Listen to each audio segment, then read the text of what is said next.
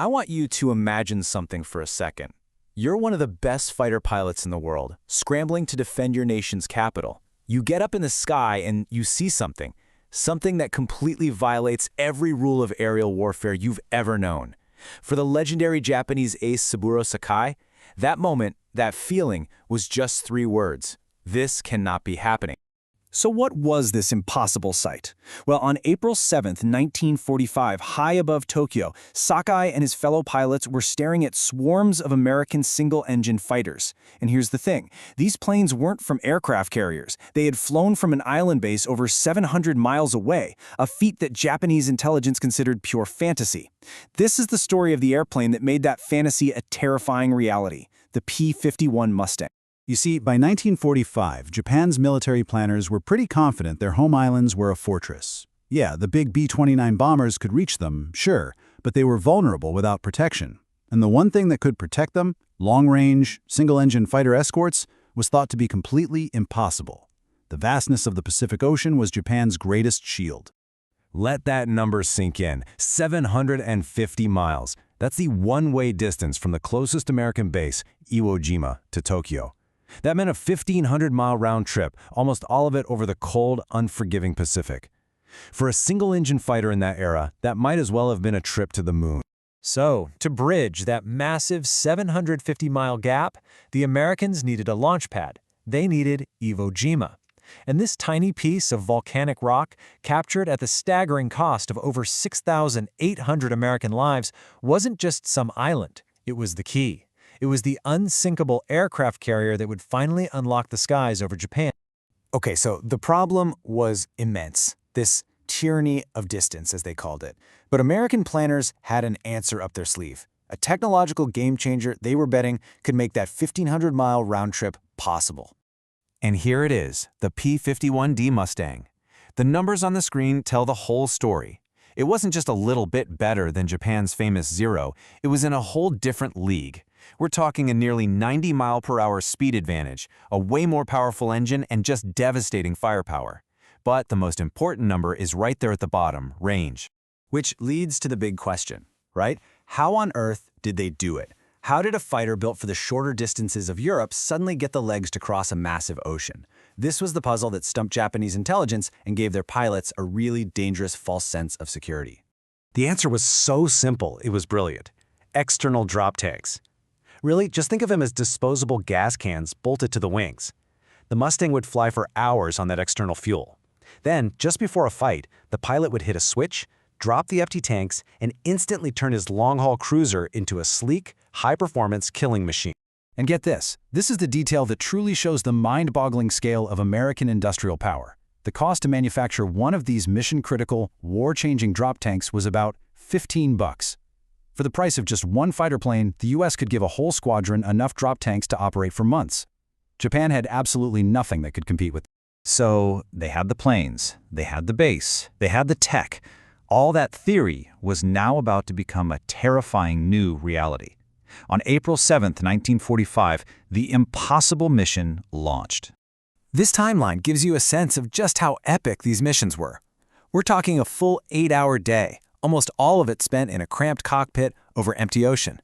96 Mustangs take off in the morning. For 3 hours, it's nothing but blue water below them. By the time they finally tangle with Japanese fighters over Tokyo, they're already hours from home with absolutely nowhere else to land.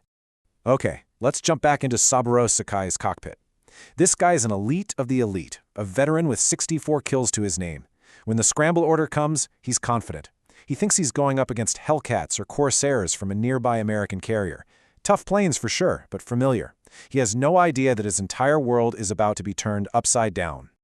You know, the shock of just seeing Mustangs over Tokyo is one thing, but the shock of actually fighting them, that was a whole other level of nightmare. The Americans didn't just have a better plane, they had a brutally effective plan to use it.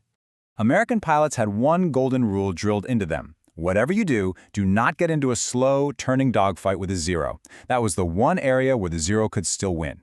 Instead, they used the Mustang's incredible speed and power. They'd dive from above in what they called a boom and zoom attack, make one devastating firing pass, and then use their sheer horsepower to climb away, reset, and do it all over again. The Japanese pilots never even got the chance to fight on their own terms. And the results of that very first big fight? Well, they speak for themselves. The American pilots claimed 21 Japanese planes shot down. Their own losses to enemy fighters? Just 2. That's a kill ratio of more than 10 to 1. It was a brutal, immediate lesson in this new reality of air combat. But it wasn't just the technology. That huge gap was made even wider by a massive difference in pilot experience. By 1945, the average American pilot showed up to the fight with around 450 hours of training. Meanwhile, because of fuel shortages and the loss of so many veteran instructors, new Japanese pilots were being thrown into combat with as little as 55 hours in the cockpit. They were incredibly brave, but they were being sent into a slaughter. That one mission on April 7th was the tipping point. It was the signal that Japan's air defenses were fundamentally broken. The fortress had been breached, and what came next was the systematic destruction of Japan's ability to even fight in the air over its own homeland. Because the Mustang, as amazing as it was really just a symptom of a much, much bigger problem for Japan. I mean, just look at this comparison. In every single critical category, how many planes you can build, how well trained your pilots are, the quality of your fuel, your ability to maintain your aircraft, the United States had an overwhelming, insurmountable lead. It was a war of industrial attrition that Japan simply had no hope of winning.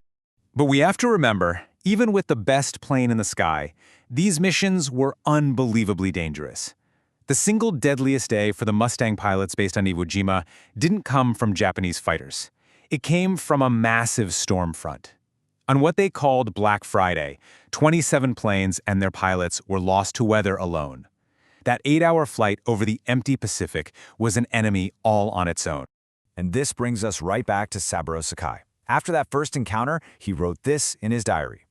It is just a profound and frankly a heartbreaking admission of defeat. He understood in an instant that courage and skill couldn't make up for a 5-year technology gap. He didn't just see a better airplane, he saw the future, and he knew it didn't belong to Japan. And that really leaves us with a heavy question, doesn't it? The story of the P-51 over Japan is about more than just a machine.